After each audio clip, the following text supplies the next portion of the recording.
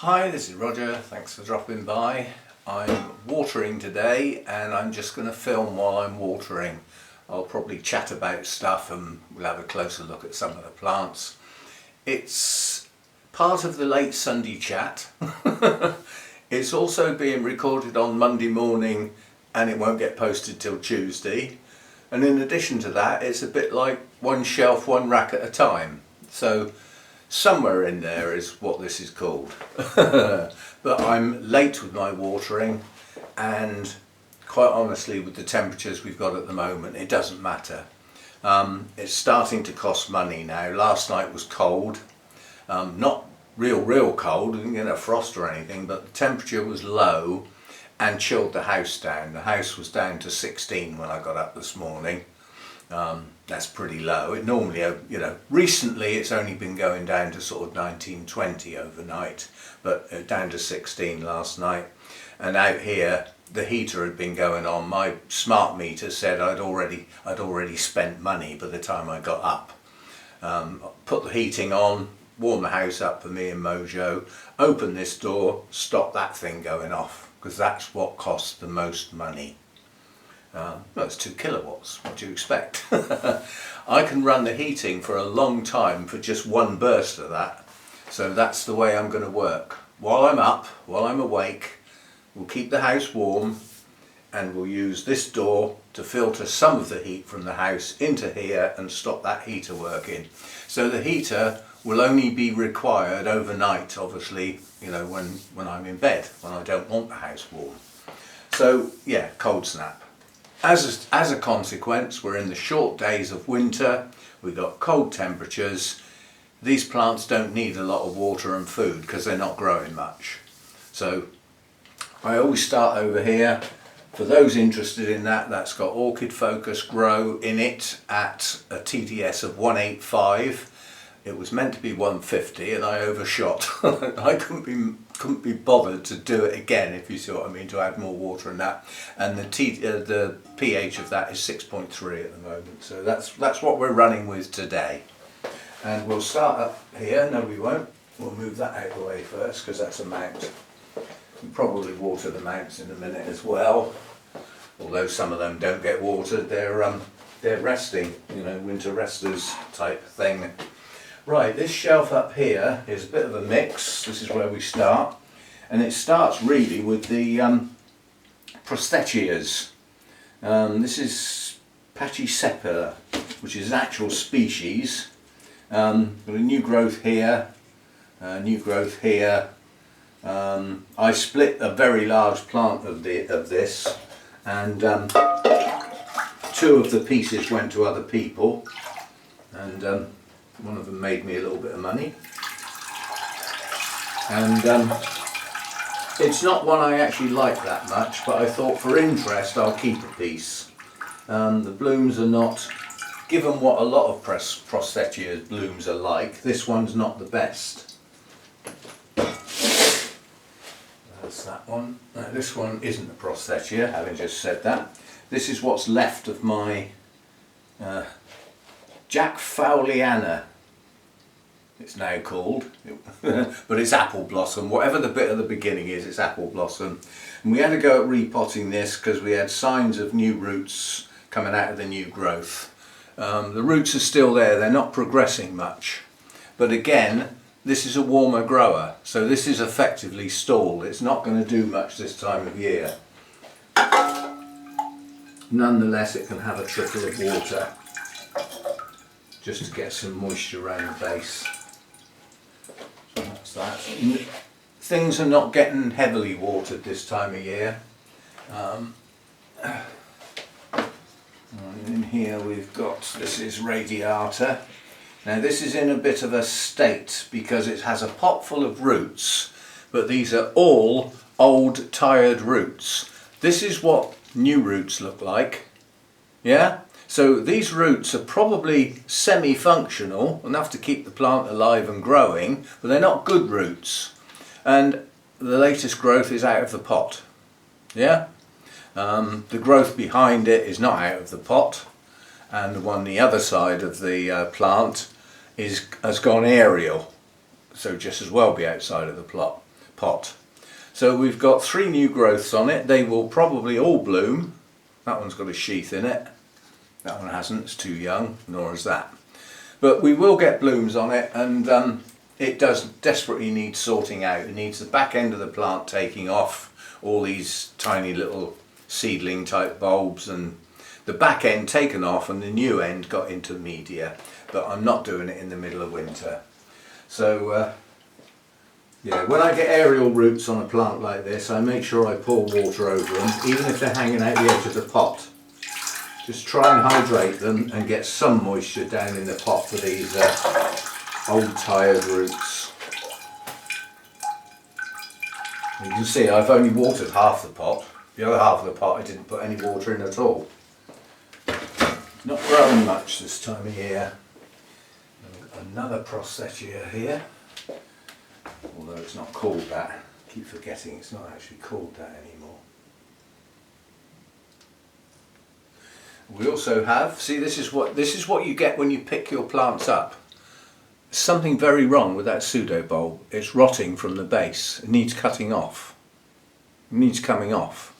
But the front of the plant's okay. The front of the plant looks okay, apart from those 2 scale under that sheath and the cobweb. But we've got a new growth at the front of the plant, and the new growth is pushing out a nice root system here. But again, it's not growing very much. So I'm just having a look at the base of this plant. We've got 2 old seedling bulbs here. One here that's starting to get a bit shriveled. This one has that brown staining at the very base, and this one's obviously not happy. It's still firm. I'm going to leave it for now. Ideally, what needs to happen to this is this needs cutting off, the rhizome needs cutting off here, just in front of that bulb. And then the rest of it put in a smaller pot. But again, I'm not doing it this time of year. I am going to take that bad pseudo bulb off in case it gets into the rhizome. It takes the plant down. See, now inside it's okay. So the rot hasn't quite got down into the main rhizome, so it's been caught in time. But we'll have that out. And then we'll give it some water. Again, I'm only going to water this part of the pot. I'm not watering all this round here. Most of it hasn't got any roots in anyway. So we just water where the roots are this time of year. Just down the front of the pot like that. And that's not much water. You have to bear in mind these haven't been watered for, it'd be 12 days now. These haven't had any water for 12 days. My workload is nice and low this time of year. It's very nice. Now this is an encyclia crossed with an epidendrum, probably an epicattleya, but it's a relatively complex hybrid. And at the moment we've got a new growth here, another one round here. This area of the plant up here is producing roots. This hasn't been repotted since I got it. It needs doing because I don't know what's in the pot. But it's growing roots, so you know, it's alive, it's growing, but this time of year it'll be very slow. So all I do with this one is pour some water where there's evidence of roots going down in the pot. I don't soak the whole pot because again I don't know what's in the pot. Right, so that's the front row done. Then we get on to this one. I must get this out of this pot. This was potted up to go to a show. So it's a pot inside a pot surrounded by gravel type stuff to hold it all in place and stop it falling over. This part of the older plant on this is doing autumn at the moment, so I don't leave dead leaves on, I take them off. And this is a black hair type, and I wonder where that's come from. Oh, I know what that was, holding 2 canes together to stop them drooping. What we could do with putting it back on again. Well, there's nothing to fix it to, there's nothing, yes there is. Yeah, this was sort of wired in place to try and stop things drooping. We do have buds on this. This has got no name, it's just a black hair type hybrid. The buds are right at the top, and because at the moment they're still green, they haven't turned white, they're actually very difficult to spot tucked in between two leaves like that. The two new canes on this are still growing. There's one here and then another one over the other side of the plant. So we've got two nice strong new canes coming on, and although this is in a clear pot and I could see what I'm doing, until I get it out, it's going to make a hell of a mess when I take it out, because all this grit is going to go all over the place, and at the moment I can't be bothered, so I will just give it some water. But I've got two strong canes actively growing on here, and it's pushing out buds. So this one did actually get watered. The whole pot got watered and fed, obviously. Always black hair type, I always have a check for scale. This had scale really bad once. There's no reason why they can't decide to just come back when I'm not looking. And this time of year is when I'm looking the least. I don't see anything of note. The dead ones from last time it was sprayed. Right, so that's that one. I only have two black hair types now, that one and this one, which looks very convoluted at the pot stage. Basically, it's the pot it's in, jammed inside of a clay pot to hold it in position. That's then put in a larger clay pot with a plastic pot jammed down the side to hold it still, hold it at the right angle and stop it falling over, because it's that tall. It nearly touches the roof. And again, this oldest cane is doing autumn here, and there's scale on that cane, and it does actually look recent. So I've got my rubbing alcohol round here. We'll give that cane a spray. I think that looks a bit, looks like the scale is getting going again here. So we'll give it a spray around the other side. Not too bad that side, it just seemed down one side. And always look in the leaf joint of leaves that are nearby if you find scale on a dendrobium cane. One there. He must have got lost, it was on his own. Took a wrong turning. New cane here, pushing on strong. And buds at the top, one of which is just opening, but I'll have to drop it down a long way for you to see that. So it's only got a couple of buds on that cane. That's that cane's first. Oh no, it's not. Has it bloomed before? Don't think it has. And there are several other buds that look like they might grow at some point. So obviously we're still growing a new cane. This new cane here is still pushing out leaves. It's still active. And we're growing buds and pushing out blooms. So again, this one will get watered. Properly, I mean. They're all getting watered, but you know what I mean. It's going to get a proper water.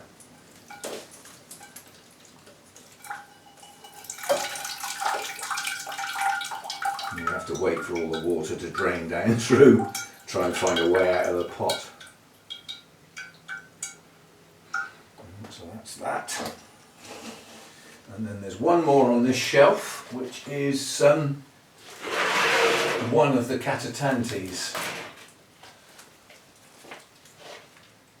I don't know what I'm going to do with these. They will not. I've got a pair of them. I split a very, very large plant. I think I got 4 out of it. I've still got 2, and 2 went to other people. Helen, my friend Helen's got one of them.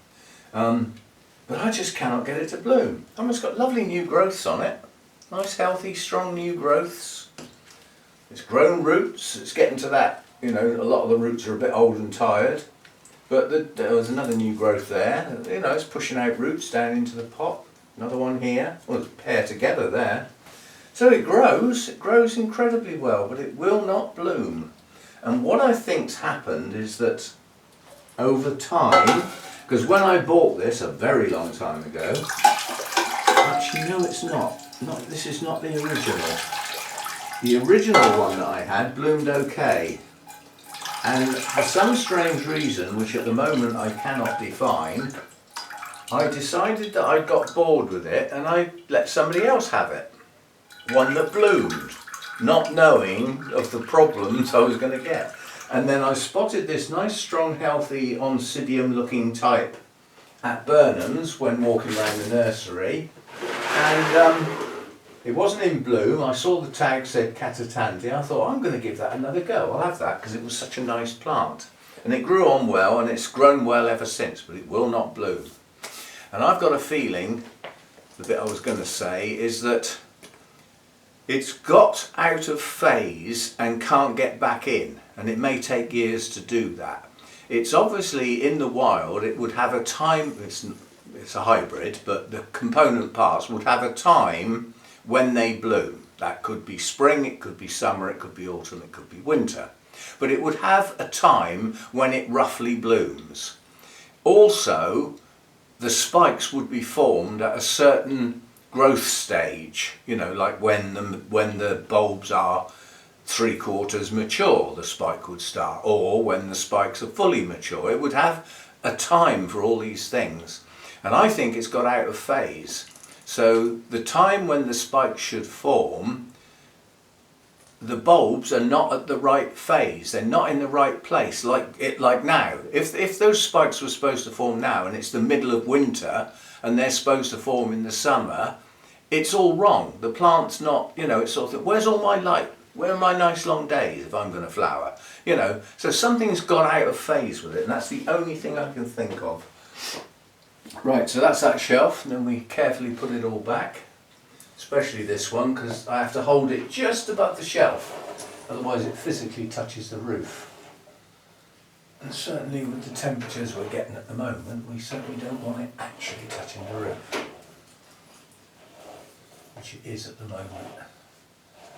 So we have to position this in such a place that it doesn't touch the roof, like that, which means I can't really see the blooms very well. But, in fact, can I bring it down now? Yes. I'll put it on the floor for now while I'm busy, but I'm going to move this over to where my flowering orchids are, because that's a lower shelf, so it'll get it away from the roof. I'll also be able to see it from sat in my workstation.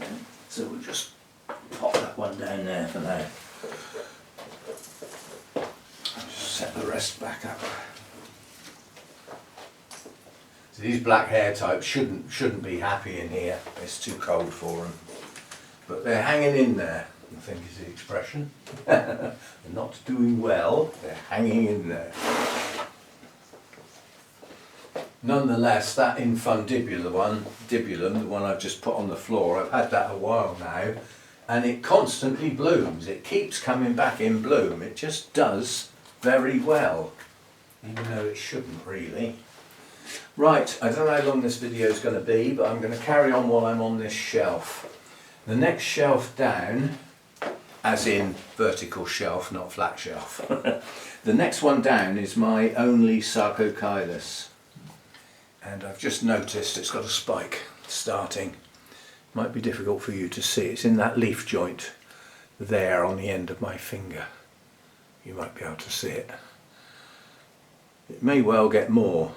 But these effectively don't have a pure winter rest, but they don't like being wet in the winter time when the days are short. So I always give this one a good inspection and think, are you still damp? And if you are, you're not getting much water. I think I'll just put some water, because this plant is, it's got many new growths. There are several here. There's a big one in the centre here. There's another one pushing on, another two pushing on here, as well as the main growth here, hanging out the side. So it's actually, there's another spike here, down the base of that one. So there's another one coming. So we've got a couple of spikes on this one. As it's got spikes, I will give it a drop, so we get some feed into it. But these don't like to be wet in winter, they really don't. They prefer longer days as well, come to think of it. But we'll give it a drop, just down the sides of the pot, not in the middle, so that it stays wet for ages.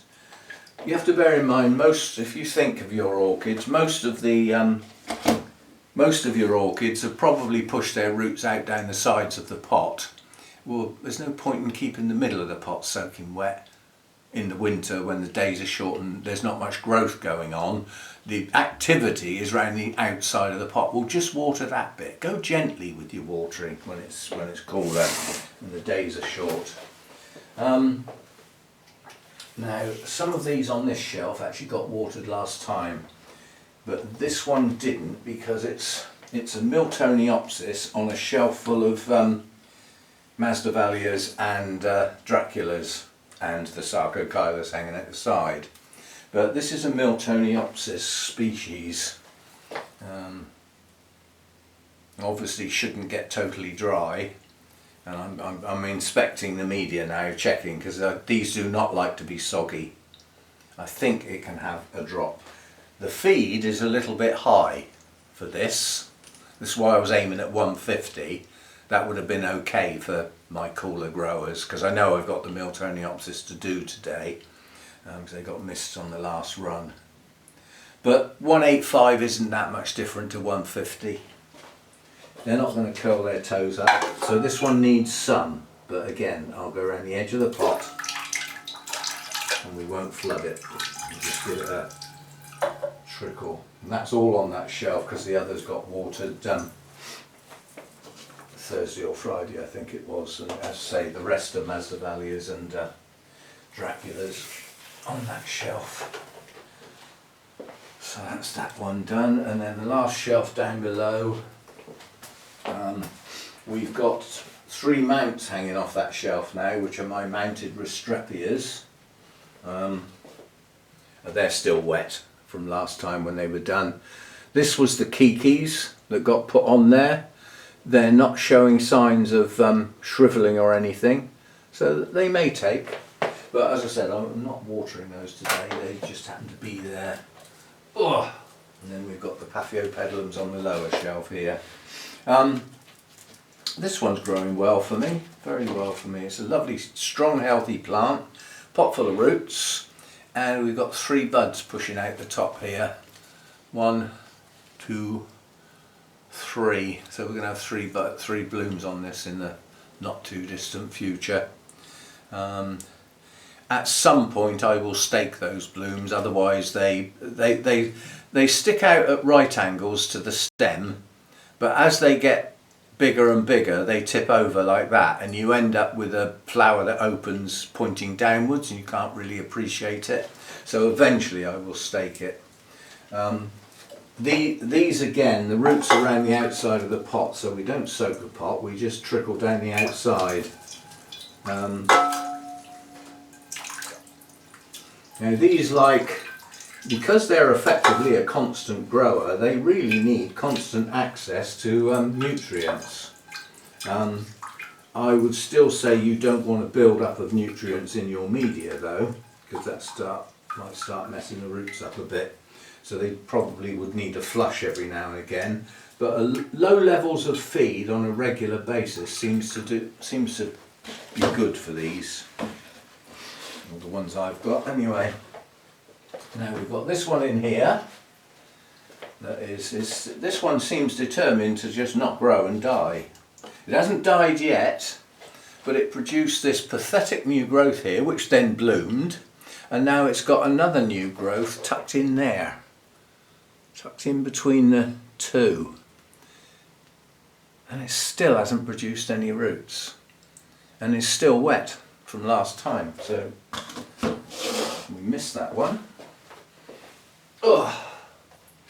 And then we've got Blackjack that's pretending to be a Masdevallia, because it's Masdevallia drop leaf. You keep your eye on Masdevallias. If you start seeing what looks like green leaves that are not all yellowed or anything like that, that are obviously old leaves, dropping old leaves not a big deal. If it starts dropping green leaves, there is a wilt that can affect Masdevallias. I think it's endearingly known as Masdevallia wilt. It's probably got a proper name. But if your plant gets it, over a relatively short period of time, it will dump its leaves and effectively it's dead. It won't grow again. It gets into the plant and the leaves drop. And it's not like, oh, well, if you get rid of all of those leaves that are affected, it will regrow some new ones. Well, I've never known one do that yet, and I've talked to a lot of people. Right, this is blackjack. This is one I've had quite a while now. We do have a bud coming on this one, so we're going to get a bloom. Once upon a time I had 2 spikes at once on this, and I think they both had a pair of blooms. It's not that rare to get a pair of blooms on a spike on blackjack, but it doesn't happen all the time. I think a lot of it depends on which time of the year it blooms. Again, pot full of roots, nice plant, loads of new growths, and we've got 1, 2,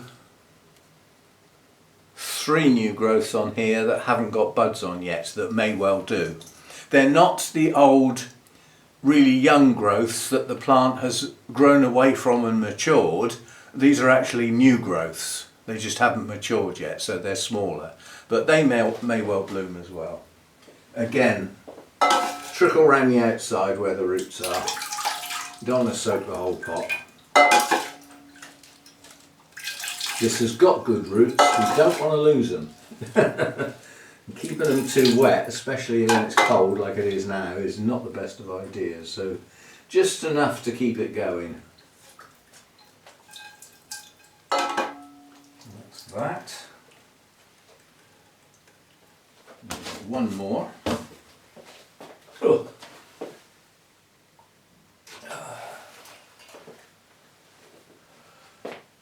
And this is the Villosum variety Ambuonense, and it's what I call a floppy straggly type.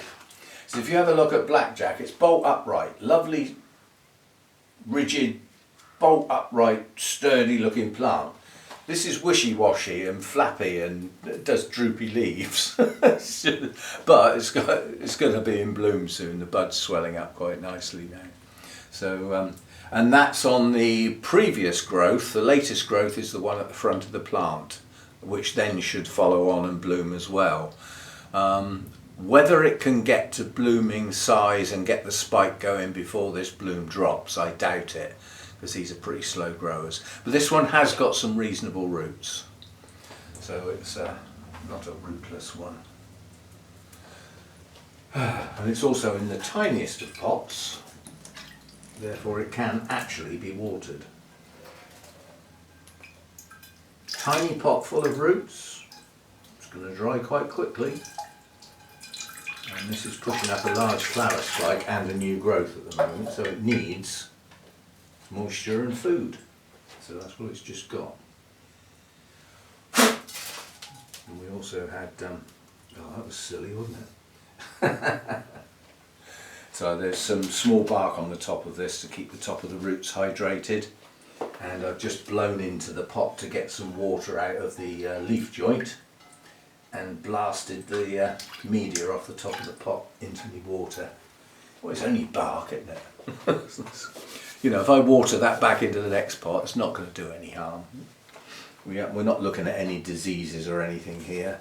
Now this spike needs a stake, or it's just going to flop.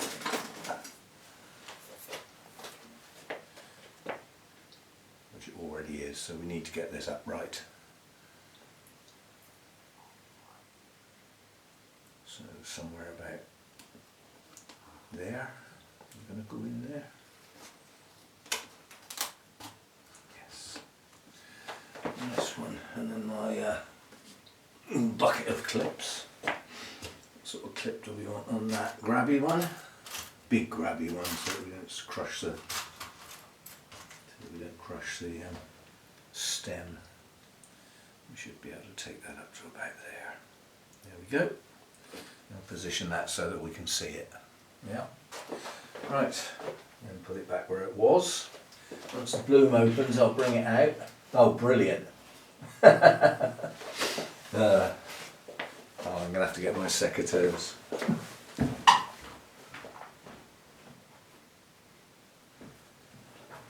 where I've stood that spike upright, it only just goes under the shelf now, and the stick is higher than the gap between the shelves. So I've got to cut the stake off.